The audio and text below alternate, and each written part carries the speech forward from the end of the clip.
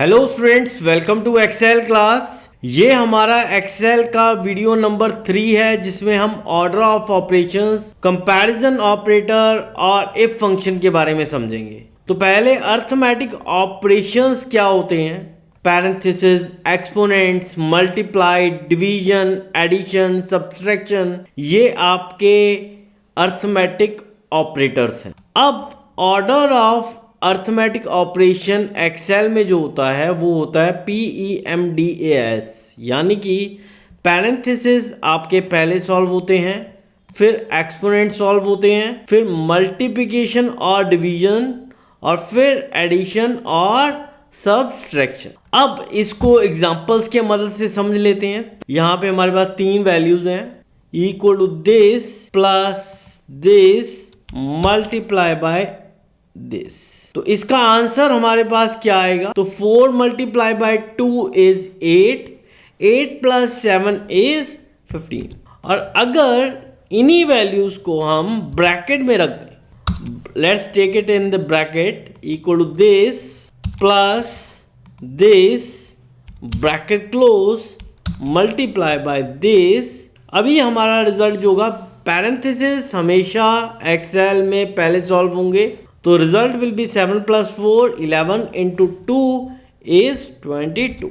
अब third is comparison operator. तो comparison operator Excel में क्या है? इक्वल टू है, ग्रेटर देन है, लेस देन है, ग्रेटर देन इक्वल टू है और नॉट इक्वल टू है।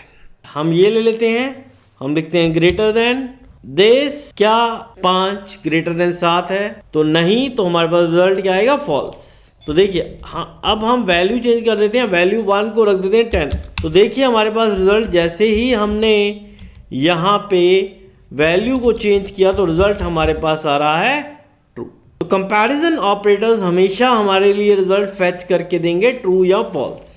अब देखिए हम एक और ऑपरेटर को समझेंगे यहाँ पे, कंपैरिजन ऑपरेटर को, नॉट इक्वल टू। अगर हम ग्रेटर देन साइन और लेस देन साइन को कंबाइन कर दें, equal to this this this. अब हम क्वेश्चन पूछ रहे हैं कि क्या 6 जो है 8 के बराबर नहीं है? तो बिल्कुल नहीं है, हमारे पास रिजल्ट क्या फैच होगा? ट्रू होगा। और अगर हम इसको 8 कर दें वैल्यू 1 को, तो हमारे पास रिजल्ट क्या आएगा? फॉल्स। यहाँ पे 8 इज इक्वल टू 8 है आंसर, बट हमें चाहिए 8 नॉट इक्वल टू 8, तो उसके लिए रिजल्ट हमारे पास आ रहा है फॉल्स। तो अब देखिए, ये हम एक्सपोनेंट्स को समझेंगे, ये होता है पावर।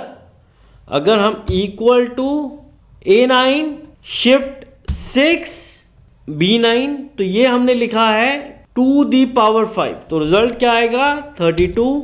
अगर हम वैल्यू चेंज करेंगे यहाँ पे 2 दी पावर 3, अगर रिजल्ट हम फैच करना चाहते हैं, तो हमारे पास यहाँ पे 8 फैच हो जाएगा। These are arithmetic and comparison operators. हमारे पास रिजल्ट जब भी वैल्यूज़ को कंपेयर करते हैं तो ट्रू और फॉल्स आता है। अब हम चाहते हैं कि हम जब वैल्यूज़ को कंपेयर करें तो हमारे पास ट्रू फॉल्स की जगह पे करेक्ट या इनकरेक्ट आए, तो उसके लिए हम यूज़ करेंगे इफ फंक्शन का, equal to if bracket start. Bracket start किया तो हमारे पास सिंटेक्स आ गया इफ का। लॉजिकल टेस्ट, लॉजिकल टेस्ट में हम क्या देना चाहते हैं कि क्या ये ग्रेटर देन दिस वैल्यू है, कॉमा लगाएंगे तो हमारा पास सेकेंड इनपुट जो मांगी जा रही है वो है वैल्यू इफ ट्रू। क्या चाहते हैं अगर ये चीज सच्ची हो जाती है? तो हम चाहते हैं हम टेक्स्ट जो भी लिखा जाएगा वो इन्वर्टेड कॉमा स्टार्ट करेक्ट और इन्वर्टेड कॉमा क्लोज कॉमा अगली जो इनपुट है वो है वैल्यू इफ फॉल्स। अगर ये चीज सच्ची नहीं होती है तो क्या चाहिए हमें? इन्वर्टेड कॉमा में incorrect, inverted comma close, bracket close, control enter. इसको हम कर देते हैं रैप टेक्स्ट ताकि हमें फॉर्मूला प्रॉपरली दिखे। तो आप देखिए यहाँ पे 5 इज नॉट ग्रेटर देन 6, तो हमारे पास जो आउटपुट आ रही है वो इनकरेक्ट आ रही है। इफ फंक्शन का यूज सिर्फ इसलिए होता है कि आप ट्रू या फॉल्स जो भी वैल्यू आ रही है उसकी जगह पे अगर कुछ प्रिंट करवाना चाहते हो तो if a function is Excel compares the value to an expected value and returns the result based on whether the comparison is true और फॉल्स। तो हम ट्रू अगर वैल्यू हो तो करेक्ट चाहते हैं, तो हम यहाँ पे वैल्यू 1 को चेंज कर लेते हैं, इसको कर लेते हैं 9।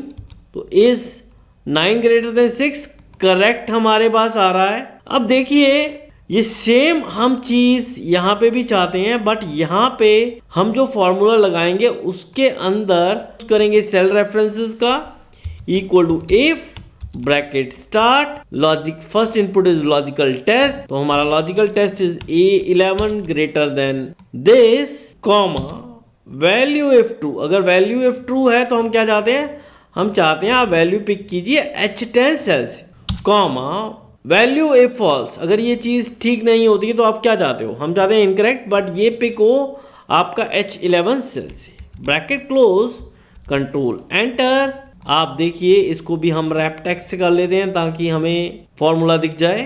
तो ये हमने लिखा, यहाँ पे वैल्यूज चेंज करके देख लेते हैं। तो इसको वैल्यू को चेंज करेंगे हम 10, तो हमारे पास रिजल्ट आ रहा है करेक्ट और इनकरेक्ट। बट अगर कल को हमें ये इनपुट चेंज करनी है, करेक्ट इनकरेक्ट की जगह पे हम चाहते हैं हमारे पास आए वैल्यू 1 इज ग्रेटर, और अगर ये इनकरेक्ट हो तो हमें चाहिए वैल्यू 2 इज ग्रेटर। तो आप देखिए हमारे पास जो रिजल्ट आ रहा है वो आ रहा है वैल्यू 1 इज ग्रेटर। बट यहां पे अगर आप देखेंगे तो हमारे पास फॉर्मूला में कुछ भी चेंज नहीं हुआ है, करेक्ट और इनकरेक्ट। इस तरीके से एक्सेल में order of operation, comparison operator और इफ फंक्शन वर्क करता है। Thank you.